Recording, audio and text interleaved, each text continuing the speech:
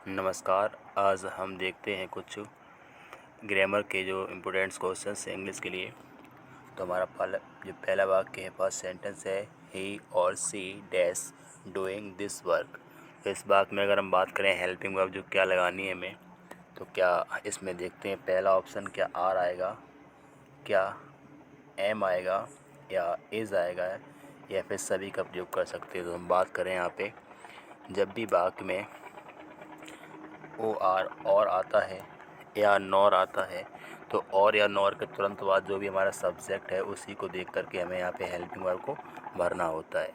तो जब भी बात करें और या नॉर आने पर, तो और या नॉर के तुरंत बाद जो सब्जेक्ट होता है उसको देख के हम यहाँ पे हेल्पिंग वर्ब लगाते हैं।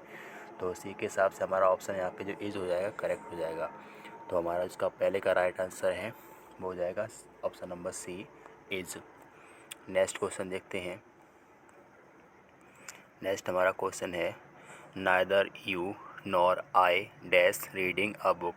तो जहाँ पे हम बात कर चुके हैं नॉर आता है या और आता है, तो नॉर या और के तुरंत बाद जो भी सब्जेक्ट आएगा उसी को देख के हमें यहाँ पे हेल्प में करनी पड़ेगी। उससे पहले चाहे कुछ भी हो उसे हमें देखना नहीं है। तो नॉर या और के तुरंत बाद जो भी सब्जेक्ट है उसको देख के हमें यहाँ पे टेंस अगर लगाएंगे तो आई के हिसाब से यहाँ पे आएगा बी ऑप्शन नंबर एम। तो neither you nor I am reading a book, ना तो तुम और ना ही मैं एक किताब पढ़ रहा हूँ। नेक्स्ट क्वेश्चन देखते हैं। इसमें क्वेश्चन नंबर जो हमारा थर्ड है, कह रहे हैं the manager and the owner dash arrived. तो अगर हम यहाँ पे ध्यान से देखते हैं तो हमारा ऑप्शन क्या होगा।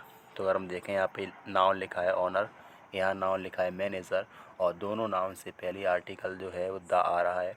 अगर हमारे दो नाउन जो हैं एंड से जुड़े हुए हैं और दोनों नाउन से पहले आर्टिकल लगा हुआ है, तो इसका मतलब है हमारे पास मैनेजर है कोई दूसरा व्यक्ति है, ऑनर है वो दूसरा व्यक्ति है।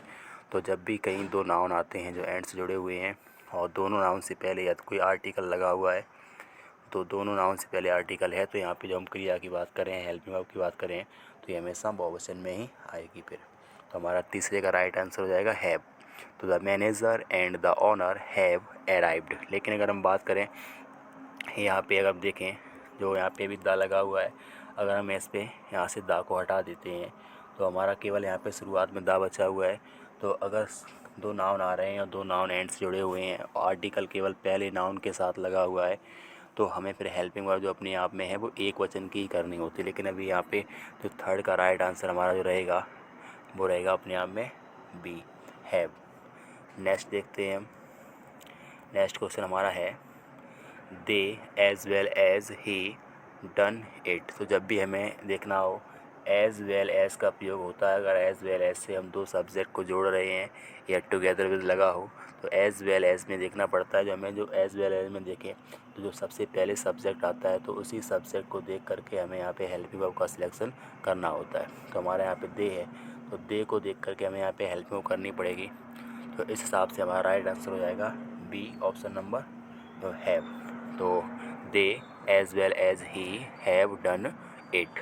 नेक्स्ट हमारा क्वेश्चन है, तो हमने कई बार पढ़ा है कि वन के साथ हमेशा वंस का प्रयोग होता है। जैसे आई के साथ माई आता है, बी के साथ आवर आता है, यू के साथ योर आता है, सी के साथ हर आता है, ही के साथ हिज आता है। वैसे ही हमेशा अगर वन की बात करें तो वन के साथ हमेशा वंस का प्रयोग होता है। तो ऑप्शन नंबर डी इसका हो जाएगा करेक्ट आंसर। नेक्स्ट क्वेश्चन देखते हैं हम। तो पाँचवें का करेक्ट आंसर हमारा हो गया डी, वंस। हम नेक्स्ट क्वेश्चन देखते हैं। नेक्स्ट हमारा क्वेश्चन है माई हाउस फेसिस और डैश ईस्ट। तो जब भी हम बात करें कोई डायरेक्शन लिखी है ईस्ट वेस्ट नॉर्थ साउथ, या तो उससे पहले कोई प्रेपोजिशन आता है जैसे इन ऑन फ्रॉम विद, तो अगर डायरेक्शन से पहले कोई प्रेपोजिशन आता है तो हमें वहाँ पे देखना होता है, दा लगा देते हैं, आर्टिकल दा आता है। लेकिन अगर डायरेक्शन लिखा है ईस्ट वेस्ट नॉर्थ साउथ और उससे कोई पहले देखें तो प्रेपोजिशन कोई भी अगर नहीं आता है तो वहाँ पे किसी भी आर्टिकल का प्रयोग नहीं करते हैं। उसका छठे का आंसर हो जाएगा हमारा option number D, no article. Next question हमारा है जो कंडीशनल सेंटेंसेस से है। तो यहाँ पे हम देखते हैं, तो कंडीशनल सेंटेंस में अगर हम देखें तो पहला वाक्य इसमें इफ से प्रारंभ हो रहा है, तो हम इफ़ वाले वाक्य को ना देखते हुए दूसरा वाक्य है उसको देखें। अगर दूसरे वाक्य में हमारे में अगर टेंस में देखना है, दूसरे वाक्य में अगर हेल्पिंग वर्ब विल या सेल आ रही है, तो इफ़ वाला हमारा जो वाक्य है यहाँ पे वो प्रेजेंट इंडेफिनिट में बनेगा। और यदि जो हमारा पीछे वाला वाक्य है, अगर इसमें यहाँ पे दूसरे वाक्य में अगर देखें यहाँ पे वुड आ रहा हो तो हमारे इस पहले वाले वाक्य में हमें पास्ट का इंडेफिनिट टेंस करना पड़ेगा। वहीं अगर हम बात करें तो अगर हमारा जो दूसरा वाक्य है इफ वाला, पीछे देखें अगर इफ के बाद जो दूसरा वाक्य इसमें दिया गया इसमें वुड हैव अगर आ रहा है तो इस पहले वाले इफ वाले वाक्य में हमें पास्ट का परफेक्ट टेंस प्रयोग करना पड़ेगा। तो हमारे दूसरे वाक्य में लगा है सेल, तो इसी को देखते हुए पहले वाक्य को प्रेजेंट के इंडेफिनिट में करना पड़ेगा। इस हिसाब से हमारा जो राइट आंसर हो जाएगा वो ऑप्शन नंबर सी हो जाएगा, करेक्ट है ये अपने आप में। तो if he plays the match comma I shall play. Next देखते हैं हम। नेक्स्ट हमारा है if it dash comma he would not go. तो हमें पता है अगर कंडीशनल सेंटेंस दिया है जो कि इफ से प्रारंभ होता है तो अगर इसमें दूसरे वाक्य में बिल या सेल आता है तो पहला बनता है प्रेजेंट के इंडेफिनिट में, लेकिन यहाँ पे वुड आ रहा है। वुड आने का मतलब है हमारा जो इफ वाला वाक्य बनेगा वो रहेगा पास्ट के इंडेफिनिट। तो इस हिसाब से हमारा जो 8वें का राइट आंसर हो जाएगा वो हो जाएगा बी। तो if it rained comma he would not go. Next हम देखते हैं। तो नेक्स्ट हमारा है, देखते हैं, if he dash his car he would have bought a new. तो यहाँ पे हम देख रहे हैं इफ़ वाला वाक्य है, इसमें दूसरा वाक्य जो आ रहा है वो वुड हैव लग के आ रहा है। तो जब भी कंडीशनल सेंटेंस में पीछे वाला वाक्य में वुड हैव आ रहा है अर्थात एक इफ़ वाला वाक्य है और एक और हमारे साथ में इसमें वाक्य दिया है उसमें वुड हैव आ रहा है, तो वुड हैव आने का मतलब है जो इफ़ वाला वाक्य है वो बनेगा पास्ट के परफेक्ट टेंस। के हिसाब से हमारा 9 का जो राइट आंसर हो जाएगा वो जाएगा सी, हैड सोल्ड। तो if he had sold his car comma he would have bought a new. तो जब भी हमारा कंडीशनल सेंटेंस आए तो हमें देखना है इसमें इफ़ वाला वाक्य अवश्य आएगा। तो इफ़ को वाक्य को नहीं देखना है बल्कि इफ़ के बाद जो दूसरा वाक्य हो रहा है स्टार्ट उसे देखना है। तो इफ़ के बाद दूसरा वाक्य अगर उसमें बिल या सेल आ रहा है तो इफ़ वाला वाक्य जो बनेगा प्रेजेंट के इंडेफिनिट में। अगर दूसरे वाक्य में बात करें वुड आ रहा है तो इफ़ वाला वाक्य बनेगा पास्ट के इंडेफिनिट में। अगर दूसरे वाक्य में वुड हैव आ रहा है तो इफ़ वाला वाक्य हमारा जो बनेगा वो बनेगा पास्ट के परफेक्ट टेंस में। नेक्स्ट हम देखते हैं। हमारा जो नेक्स्ट क्वेश्चन है वो है Rajat has been reading dash 2 hours. तो जब भी हम बात करें सिंस फॉर की बात करें तो जब भी करेक्ट समय आएगा, करेक्ट समय के लिए हम सिंस का प्रयोग करते हैं। तो करेक्ट समय में किसी दिन का नाम आ जाए, महीने का नाम आ जाए, 2 बजे से 4 बजे से, तो इस तरह का अगर आता है तो वहाँ पे सिंस करेंगे। लेकिन 2 आवर्स, 3 आवर्स, मैनी डेज इस तरह का आता है तो वहाँ पे हमें फॉर का प्रयोग करना होता है। तो हमारा 10वें का राइट आंसर हो गया बी, फॉर। तो Rajat has been reading for 2 hours. Next question हम देखते हैं। I dash alone yesterday. जिस वाक्य में यस्टरडे आता है तो उस वाक्य को हम पास्ट के इंडेफिनिट में बनाते हैं। जिस वाक्य में टुमारो आता है उस वाक्य को हम फ्यूचर में ले जाते हैं। तो इसका हमारा राइट आंसर हो जाएगा, वो हो जाएगा इसमें 11वें का ऑप्शन नंबर सी करेक्ट होगा। तो I saw a lion yesterday. तो नेक्स्ट देखते हैं हम। अगला है इसमें मैनी कैटल्स आर गेजिंग।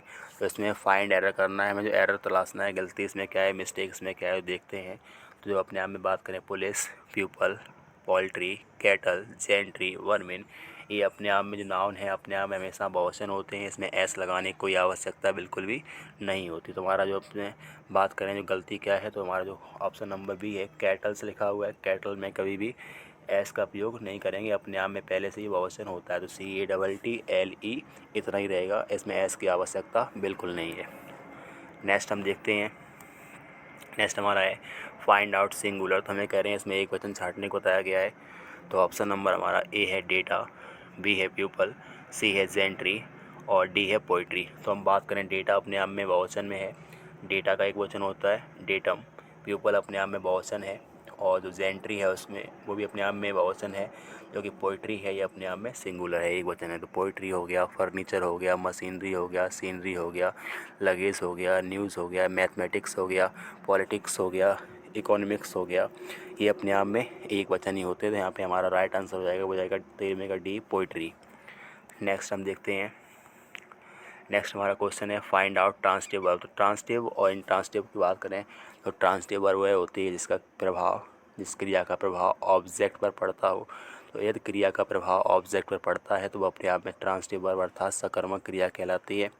और वहीं बात करें अगर क्रिया का प्रभाव जो सब्जेक्ट पर पड़ रहा है तो अपने आप में वो कहलाती है इंट्रांसिटिव वर्ब, अकर्मक क्रिया। तो इसमें हम देखते हैं, तो यहाँ पे हम अगर बात करें तो he writes a story, he speaks fast, he sleeps daily, he runs fast. तो यहाँ पे हम देखते हैं ही राइट्स आ स्टोरी, तो राइट भी होता है लिखना, जो लिखने का काम हो रहा है वो क्या कर रहे हैं, आ स्टोरी लिख रहे हैं। तो जब भी यहाँ पे बात करें तो जो लिखने का कार्य है वो ऑब्जेक्ट पे पड़ रहा है, अर्थात जो लिख रहे हैं क्या लिख रहे हैं, स्टोरी लिख रहे हैं। तो जब भी क्रिया की बात करें तो क्रिया का प्रभाव अगर ऑब्जेक्ट पे पड़ता है तो हमारा वो अपने आप में क्रिया कहलाएगी ट्रांसिटिव वर्ब। तो हमारा इसका जो 14 का जो राइट आंसर हो जाएगा ए, ही राइट्स आ स्टोरी। इसमें जो वर्ब है राइट्स है, और राइट्स अपने आप में प्रेजेंट डेफिनेट टेंस में आ रहा है, और इसमें यहाँ पे आ स्टोरी अपने आप में ऑब्जेक्ट है, ऑब्जेक्ट ही आ रहा है। तो 14 का जो राइट आंसर अपना है वो ए हो जाएगा, इसमें he writes a story. Next हम बात करें which one is in passive voice, तो पैसिव वॉइस में कौन सा है, तो हमारा अगर ऑप्शन देखते हैं तो he has won, the match is played, the rabbit has played, you can do. तो अगर हम देखते हैं तो पैसिव में तो हमारा ऑप्शन नंबर जो बी है वो एकदम करेक्ट हो जाएगा, क्योंकि हमें पता है इस एम आर के बाद हमेशा क्रिया की फर्स्ट फॉर्म में आई भी आता है, क्रिया भी आती है, लेकिन इस एम आर के बाद थर्ड फॉर्म कभी नहीं आती है। अगर थर्ड फॉर्म आ रही है इसका मतलब ये वाक्य अपने आप में पैसिव में है। तो ऑलरेडी हमारा वाक्य पैसिव में है, तो द मैच इज़ प्लेड है, ये अपने आप में पैसिव में है, क्योंकि इस एम आर के बाद थर्ड फॉर्म अगर आती है तो अपने आप में पैसिव है। जबकि पहला लिखा है ही हैज़ वॉन, तो ये प्रेजेंट का परफेक्ट है। और सी ऑप्शन है द रैबिट हैज़ प्लेड, ये भी अपने आप में प्रेजेंट का परफेक्ट है। और यू कैन डू, तो ये भी अपने आप में कैन जो मॉडल वर्ब है उसका प्रयोग कर रहे हैं। तो 15वें का राइट आंसर जो है वो है the match is played, match खेला जाता है। तो 15वें का राइट आंसर हो गया बी। नेक्स्ट हम बात करें तो उससे पहले हम जान लेते हैं पैसिव और एक्टिव। तो एक्टिव जो हर वाक्य हो सकता है, लेकिन पैसिव हर वाक्य नहीं बनता है। तो पैसिव बनाने के लिए हम बात करें तो 12 टेंसेस में से जो 8 टेंसेस का पैसिव बनता है। और पैसिव के जो मुख्य नियम हैं बनाने के वो होता है सब्जेक्ट को ऑब्जेक्ट में बना दो, ऑब्जेक्ट को सब्जेक्ट में कर दो, और पैसिव में वर्ब की थर्ड फॉर्म का प्रयोग करते हैं, और ज़्यादातर बाई का प्रयोग भी ऑब्जेक्ट लिखने से पहले कर देते हैं। और सभी वाक्यों का जो फॉर्मूला हमारा रहेगा सिंपल वाक्यों का, तो पैसिव बनाने के लिए सबसे पहले हम ऑब्जेक्ट लगाते हैं, उसके बाद टेंस, टेंस के बाद वर्ब की थर्ड फॉर्म, उसके बाद अदर वर्ड, उसके बाद सामान्यतः बाई, और उसके बाद हम सब्जेक्ट का प्रयोग करके पैसिव को स्ट्रक्चर को बना लेते हैं। तो हम नेक्स्ट बात करें आगे, हमारा नेक्स्ट क्वेश्चन है he is dash university student. तो हम बात करें जो हमारे वॉवल हैं तो ए ई आई ओ यू, तो उसको हम ज़रा एक तरफ कर दें। जबकि हम बात करें जब भी कोई साउंड आए, हमारा कोई शब्द लिखा हुआ है, वर्ड लिखा हुआ है, तो उसके हम साउंड की बात करें। जब भी किसी वर्ड का जो साउंड है वो आ से लेकर के अंगहा के बीच में मिल रहा है तो वहाँ हमेशा हम एन का प्रयोग ही करेंगे। तो अगर हम बात करें यूनिवर्सिटी, तो यूनिवर्सिटी को लिखने पर हम देखें हिंदी में इसका उच्चारण लिखते हैं, प्रोनाउंसिएशन लिखते हैं, तो यूनिवर्सिटी में पहले जो अक्षर आएगा वो क्या आएगा अपने आप में, यूनिवर्सिटी। तो जब भी यहाँ पे शुरुआत में देखें पहला अक्षर या आ रहा है तो या आने का मतलब है अगर ये अक्षर हमारा है का से ज्ञा के बीच में आ रहा है, जब प्रोनाउंसिएशन की बात करें का से ज्ञा में है तो हम वहाँ पे ए का प्रयोग करेंगे। जबकि अगर हमारा पहला जो शुरुआती अक्षर है अगर प्रोनाउंसिएशन का अगर ये हमारा आ से अंगाम आ रहा है तो क्या करेंगे, हम वहाँ पे एन का प्रयोग करते हैं। तो यूनिवर्सिटी लिखते समय हम बात करें तो यहाँ पे हमारा 16वें का राइट आंसर हो जाएगा बी। तो यहाँ पे हो जाएगा हमारा he is a university student, क्योंकि यूनिवर्सिटी का जब प्रोनाउंसिएशन लिखते हैं तो यू अर्थात या आ रहा है, तो या आने का मतलब है का से ज्ञा के बीच में वर्णमाला है ये, तो वहाँ पे ए का प्रयोग कर देंगे। नेक्स्ट है हमारा student is going to school, तो डैश यहाँ दिया गया है। तो जब भी हम बात करें कुछ अपने आप में नाउन हैं जिनका प्रयोग अगर उन्हीं के मतलब से हो रहा है तो वहाँ पे कोई आर्टिकल का प्रयोग दा वगैरह नहीं लगाते। जैसे हमने कहा एक छात्र है जो विद्यालय जा रहा है, तो छात्र विद्यालय पढ़ने ही जा रहा है। अगर हम विद्यालय में पढ़ने के अलावा किसी अन्य काम से जाते हैं तो वहाँ पे दा का प्रयोग हो जाता है। स्कूल हुआ, टेम्पल हुआ, चर्च हुआ, कोर्ट हुआ, यूनिवर्सिटी हुआ, अगर उनका हम प्रयोग कर रहे हैं और वो किसी अन्य उद्देश्य के लिए प्रयोग कर रहे हैं तो वहाँ पे इनसे पहले हम दा लगा देते हैं। लेकिन अगर छात्र जो विद्यालय गया है वो पढ़ने के लिए गया है तो यहाँ पे कोई आर्टिकल का प्रयोग हमें नहीं करना है। तो इसका राइट आंसर हमारा हो जाएगा वो जाएगा नो आर्टिकल। तो क्वेश्चन नंबर जो 17 है उसका राइट हमारा आंसर है नो आर्टिकल। तो I student is going to school. Next देखते हैं क्वेश्चन नंबर 18, या कह रहे हैं which one is abstract noun. तो अब्स्ट्रैक्ट होता है भाववाचक संज्ञा, तो ऐसी संज्ञा जिसे हम केवल फील करते हैं, महसूस करते हैं। तो यहाँ पे हम देखें तो ऑप्शन हमारा ऑर्फन है, लेदर है, एयर है, म्यूज़िक है। हम बात करें एयर, तो जो अपने आप में एयर है, तो एयर जो है हवा, ये अपने आप में बिल्कुल भी अब्स्ट्रैक्ट नाउन नहीं है, क्योंकि हवा को हम नाप सकते हैं, उसे नापते हैं, और हवा में वज़न भी होता है, तो ये अपने आप में मटेरियल नाउन है। जबकि बात करें इसका ऑप्शन नंबर डी म्यूज़िक, तो म्यूज़िक अपने आप में जो विषय है, सब्जेक्ट है, तो ये अपने आप में अब्स्ट्रैक्ट नाउन हो गया। तो जितने सब्जेक्ट के नाम है अपने आप में अब्स्ट्रैक्ट नाउन ही होते हैं, लेकिन एयर अपने आप में है वो मटेरियल नाउन है, इसे नापते भी हैं और इसमें वजन भी खुद का होता है। जो ऑर्फन है अपने आप में, वो बात करें कॉमन नाउन है, और लेदर अपने आप में है, वो भी मटेरियल नाउन में ही आता है। नेक्स्ट हम बात करें क्वेश्चन नंबर 19 है।